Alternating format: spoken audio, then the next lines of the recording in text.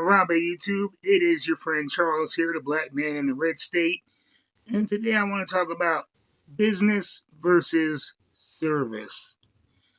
One thing I've noticed is the biggest excuse for voting Trump is he is a businessman. He knows business. He's made a lot of money. Now that is debatable and I think a topic that could be its own video. But for those who are confused or frustrated by the results of Trump being president, it is because he's trying to run the country like a business. If I could take you on a little bit of a journey here about me, I'm disabled. I had an on-the-job injury when I was working for a Kroger company. I was doing something that I'd done thousands of times. And I had, just a bad result and a botched surgery, and I am permanently disabled from a work accident. And after I got hurt, the biggest question I got was, well, why don't you sue? Kroger's a big company. They owe you this. They owe you that. You work so hard for them. But the thing is, I realized what that job was, what Kroger is. It's a business. The main goal is to make sure that the most money makes its way to the top of the company, and you want to keep the lower level employees, the ones who actually make the money, you want to keep them happy, but you want to keep them in place to make money. Me, I was very good at my job to the point of where my store manager hated me for reasons not related to work. But whenever we had an inspection or a secret shopper, she made sure that if she knew, I was on schedule because I always got us all bonuses. Now, what did this get me? Did it get me a promotion? No. It got me small raises, but it didn't get me a promotion because I was the face of the company. I was the one getting bonuses. I was the one representing the company face to face and doing it better than anybody else in my store. And they wanted to keep me there. I understood the game. And so I didn't expect service from them because service is not meant to make money. Things like churches, food pantries, most places, medical care are services. Services are meant to, serve the people. And it's not meant for profit. And Trump being a businessman, he is not going to serve us. I hate to break it to you because he didn't in his first term. He made sure that the most money that he could get worked its way up to him and to his counterparts. And the argument that people say, well, he didn't take his salary. The fact of the matter is he didn't have to, because on his properties where we paid the bill for him to fly around the world to his properties, he charged Secret Service, overcharged him with our money to stay at his properties. He overcharged him for food, for water. While he's gallivanting around the country and the world, we pay that. And he didn't take a salary for his first year, but he spent millions and millions of our money at his properties.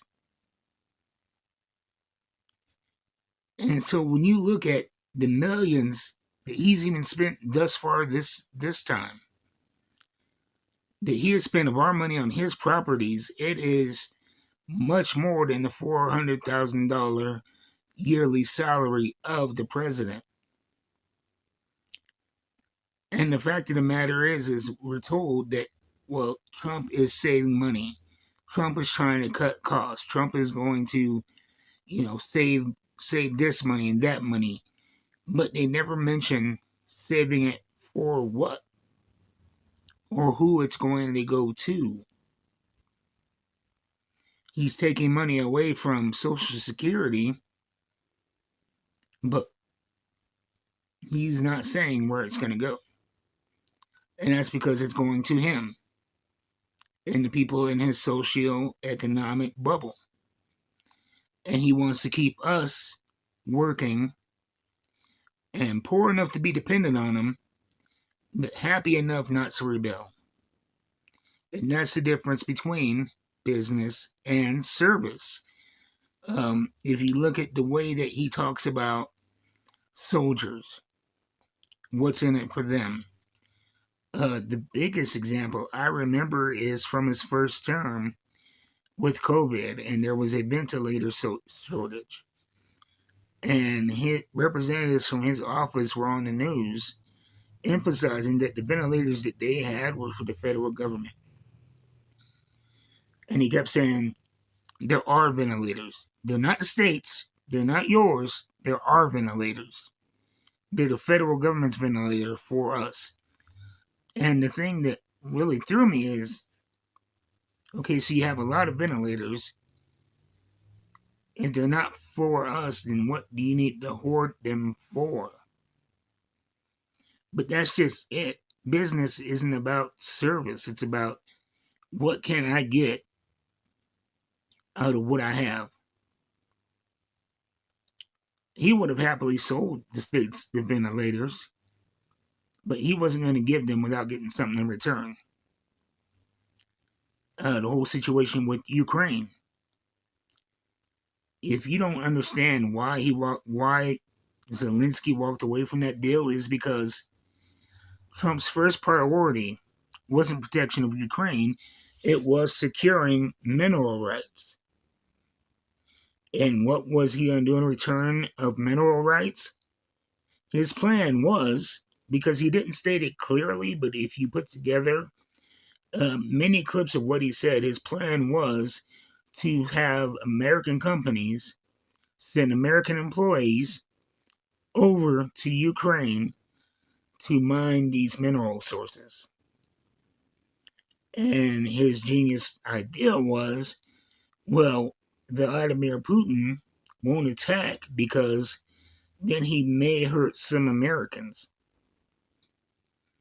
But again, thinking like the businessman, he doesn't know that for sure. And Vladimir Putin has shown no fealty to commitments. But the fact of the matter is he's willing to put U.S. citizens in harm's way in Ukraine to get minerals out of a country that is fighting for its very survival without guaranteeing the safety of the employees. Essentially, he wants to use civilians as chess pieces and potential cannon fodder. Which, if you look at it from a service perspective, and personally, I think from a sanity perspective, that's insane. But from a business perspective, it makes sense. Because you're putting guys into a dangerous situation who are at the bottom of the totem pole, and they depend on that income. And they're going to get paid enough to be happy and not to rebel. And if they die, they die. So that is the difference between service and business. You know, he goes on and on about the Postal Service. And it is called the Postal Service for a reason, because it is not meant to make money. But he wants to turn the Postal Service into the postal business. And when you look at that, he's going to get money off of it. His cohorts are going to get money off of it. that money is going to come from us. And the thing about the Postal Service is that we all need and depend on the Postal Service. So much like his necessary Secret Service attachment, we're going to be paying extra, and it's going to, and he's going to get a cut of it. Don't get it twisted, for something that is our obligation to do. And again, he's talking about making the Postal Service profitable, even though it's not meant to be a profitable organization. But what is he going to do with those profits? Has he mentioned that? And you may have to believe that one of his buddies, Bezos, may integrate it into Amazon. Elon Musk, he wants to create an everything app. He wants to control our banking, our social media, everything. So you think that Elon won't turn it into the ex-postal business and suck even more money away from us?